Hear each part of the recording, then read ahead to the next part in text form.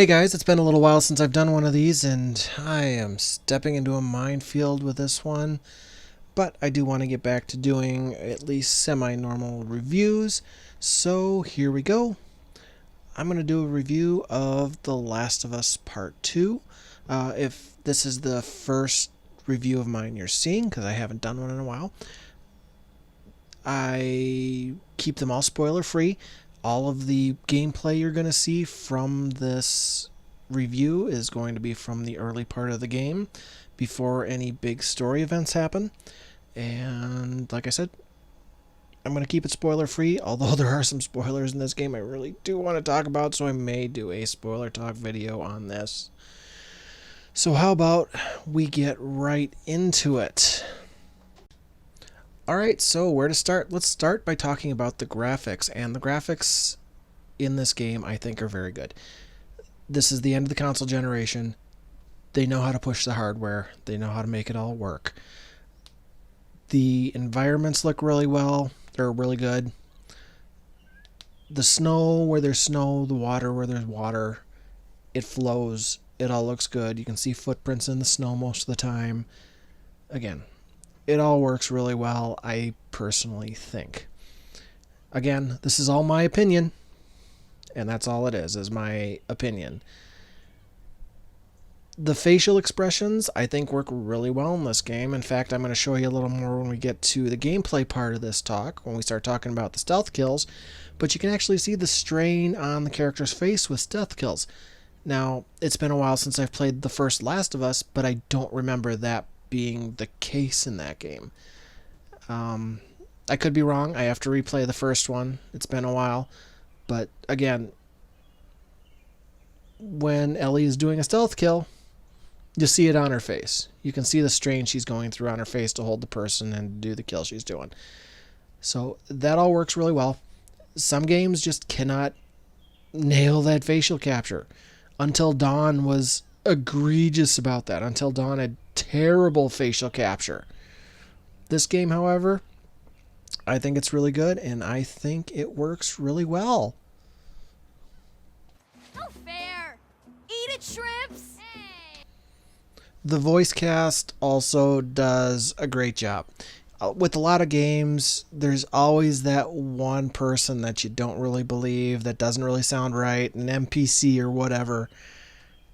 In this game, that's not the case. I don't remember coming across a single line of dialogue that just didn't seem real.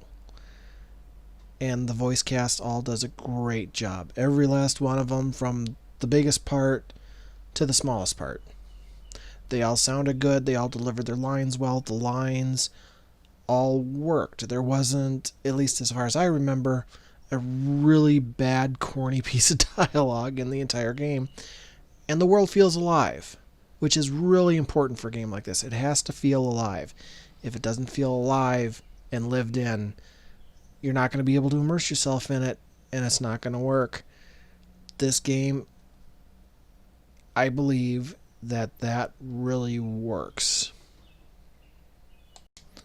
Alright, let's start talking about the gameplay. Because let's be honest, if the story and the gameplay aren't good, you're not going to keep coming back to the game, and there's not much of a reason to play it, no matter what the sound quality or the graphics are like.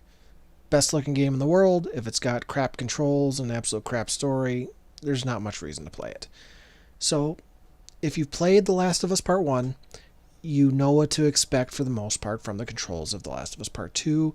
The controls work almost identically. There are a few new things added, which I will talk about in a minute here, and that you should see over the course of this review in the gameplay footage.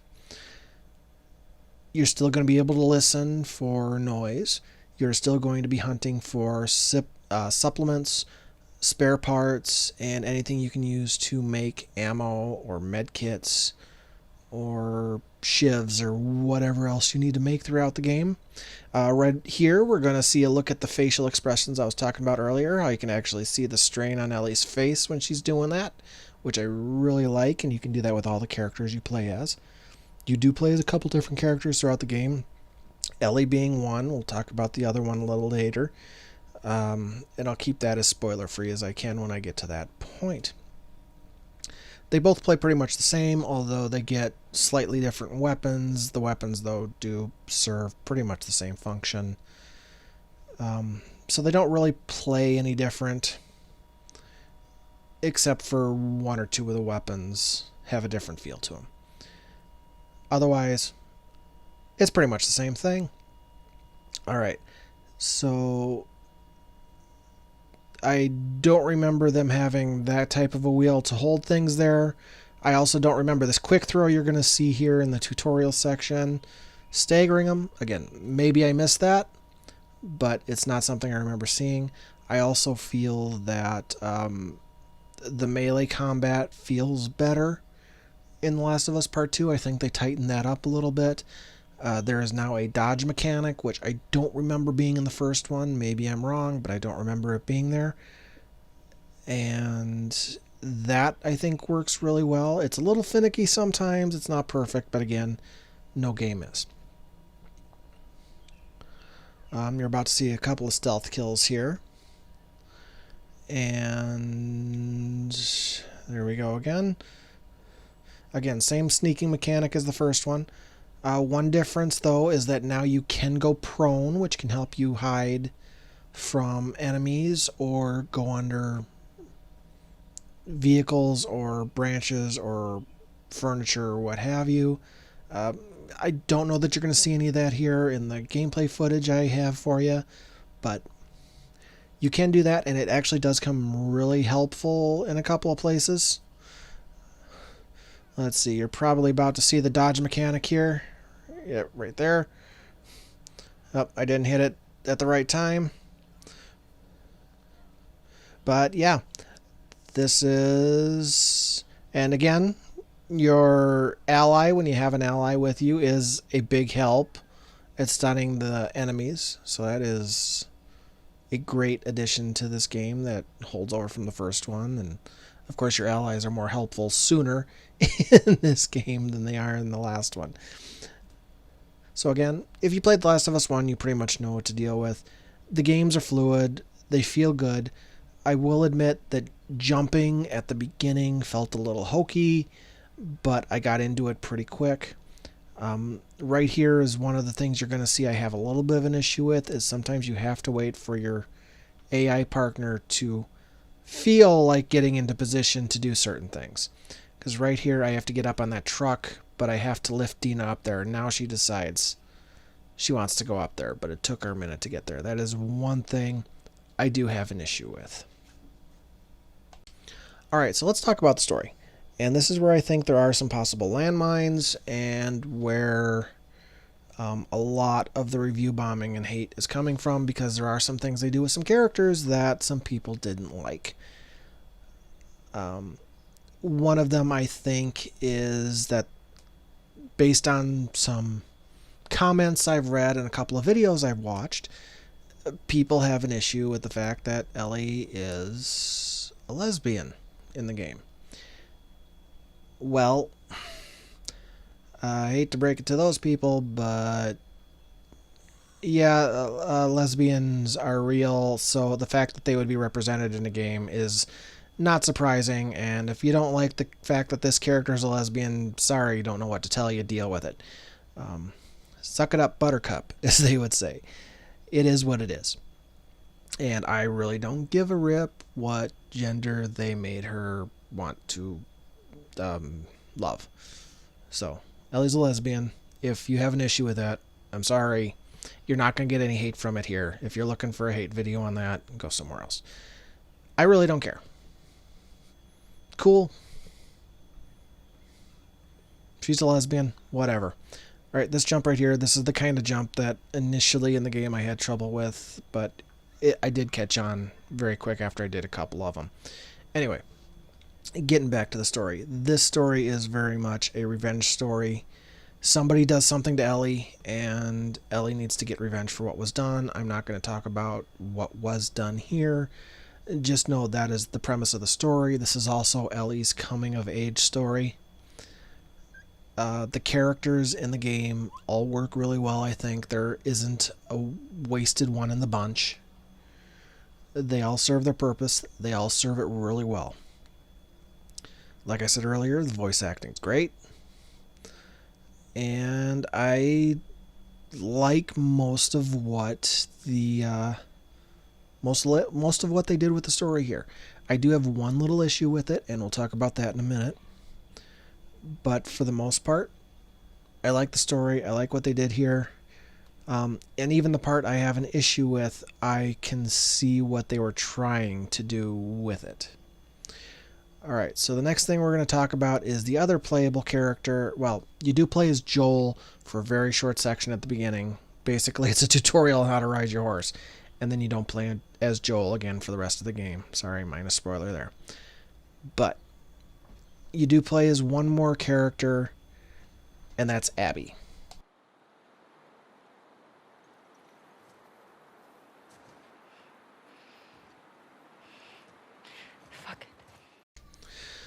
So, as I said earlier, you also play as Abby. You play for Ellie for about half the game. You play as Abby here for about half the game.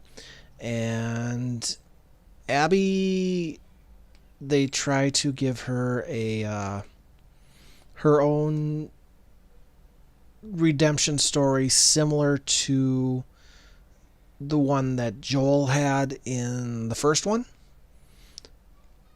However, I do feel that Abby's character, I understand what they were trying to do with it, but that's the part of the story that fell a little flat with me. Maybe it's because they tried to introduce the way they introduced this character to us.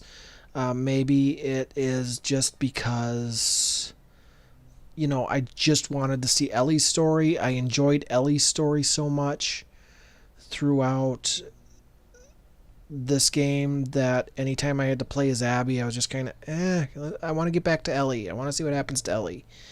And I didn't terribly care for Abby. Again, this is my personal opinion, but I didn't care for her. There are reasons that I will not go into here as to why I didn't care for her, because that would be some major spoilers for the game.